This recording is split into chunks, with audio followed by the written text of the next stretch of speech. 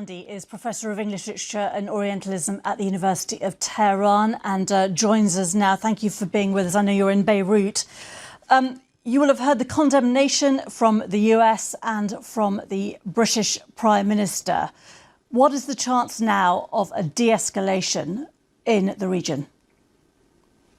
It depends on the Israeli regime. The Israeli regime has been carrying out a genocide in Gaza. It has been carrying out genocidal attacks in Lebanon with the full support of the British government, the American government, and they are just as guilty of these war crimes as is Netanyahu. And when the Israeli regime assassinated a foreign official in Iran, the political leader of Hamas, when the Israelis assassinated him at the UN Security Council, the British refused to allow a condemnation. So effectively, the British, the Americans, the French supported the airstrike on Iran's embassy. They supported the assassination of a foreign leader, diplomat in Iran. Well, under those circumstances, that causes, they are the ones who are guilty of bringing about escalation. They continue to feed the Israeli regime with bunker busters to slaughter people here in Beirut, and then they condemn Iran. I think people should be very careful about what's happening. One of your guests said that the Iranian attacks didn't cause any damage. I'm glad to know that he knows all the results of the airstrikes before the Israelis know about them. But the fact is that this is the tip of the iceberg. Iran has many underground cities that they made after the invasion of Iraq and Afghanistan by the Americans to defend the country against a possible invasion. Iran has hundreds of thousands of missiles. If they want to go after the Israeli regime, they'll destroy it. So the question is, are we basically seeing direct war now between Iran and Israel?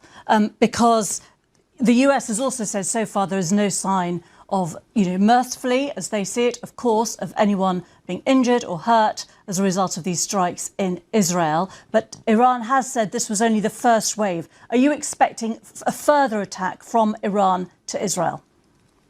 I'm very confident that the Israelis have suffered a major blow, and I understand how the Israelis and the Americans would hide their losses and their damage. That really doesn't bother us. What is important is that the Americans understand that Netanyahu needs this war. And if Netanyahu gets his war and the Americans get involved, all US assets in the Persian Gulf will be gone. And those countries that host them, they will be gone. Those missiles and drones will destroy all the oil and gas installations and the ships and the tankers that carry them. They'll be swept away in Iraq. The resistance in Iraq will deal with the Americans. Do the Americans want that? That will lead to a global economic crisis that we haven't seen since 1929 and will be worse than that. And then you will, after the global economy collapses, you'll have millions of people on the move. To the people of England, the United States, Europe, is that what they want? Then let their leaders continue to support this genocidal maniac in Tel Aviv. You will know, of course, that Israel say that this is them defending themselves against Hezbollah attacks and against the attack by Hamas a year ago. It is not in anyone's interest for this to continue, is it? And the strikes by Iran today have been, said by the US and by Israel to be ineffective. So is Iran bluffing when it proclaims this strength?